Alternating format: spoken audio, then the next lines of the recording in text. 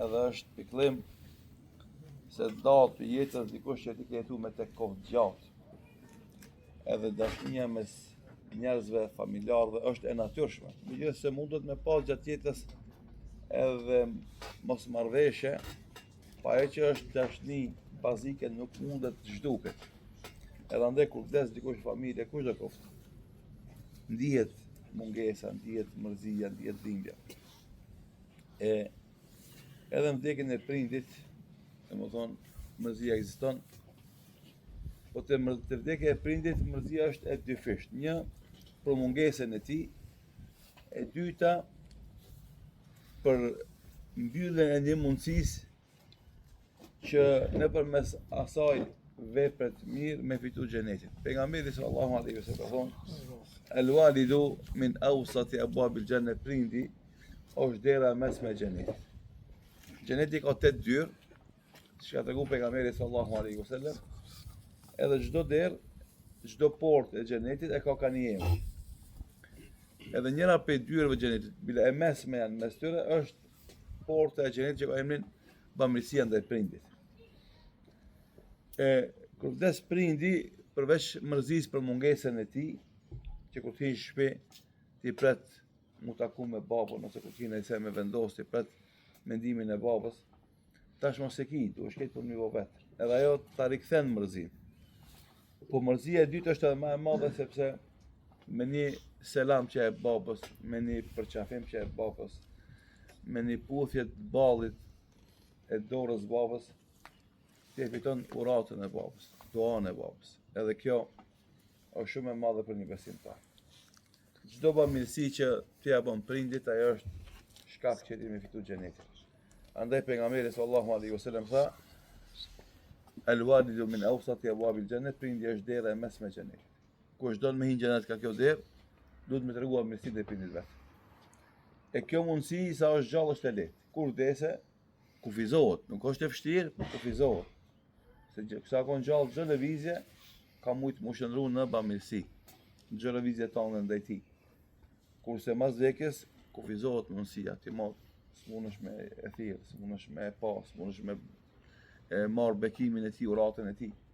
Ama ngele sadakaja, faktikisht kur se ka në hadith pejgamberit sallallahu alaihi wasallam, kur vdes njeriu i mbyllen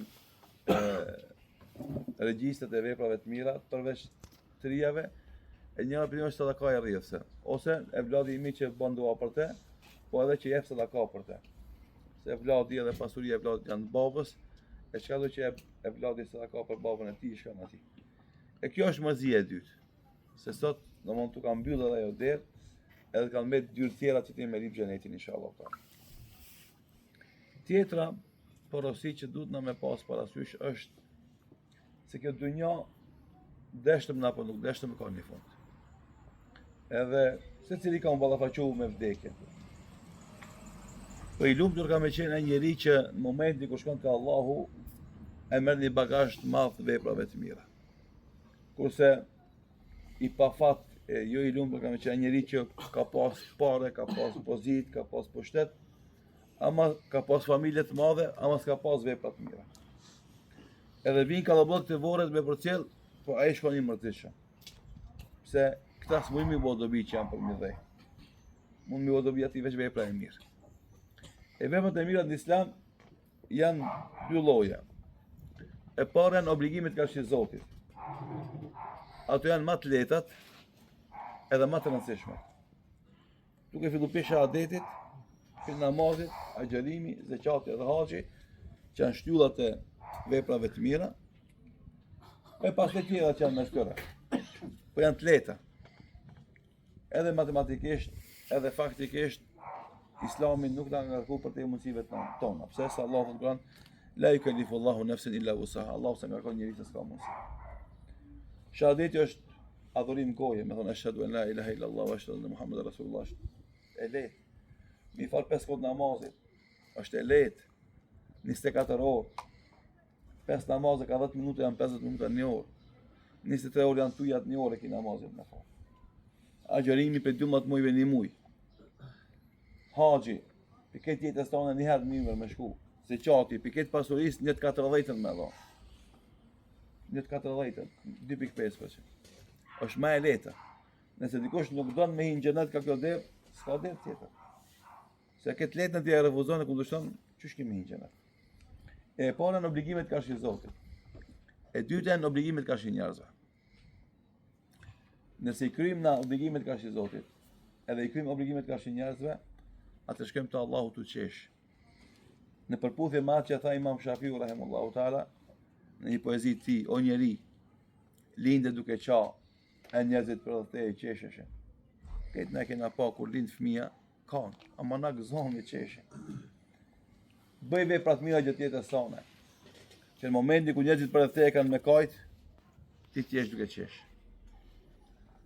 Matematika si janë? Lind tu ka, bën punë të mira, shkon tu qesh. Lind tu qa, nuk bën punë të mira, shkon tu qa. Tash ti e zgjedh fundin ta. E inshallah xhia, Allah e gëzoft me xhenet. Ka shkuar Allahu i gëzuar me punët e veta që ka bë. U përmendat e vorët atje, po në përgjithësi shërbimi i tij që ka bë në xhami, se kujdesi me qenë në shërbim xhamis, ezanit e namazit, është një vepër e madhe që ka bë edhe ka me madh me vetë inshallah. Po tash amaneti i madh i ngelet nimetit.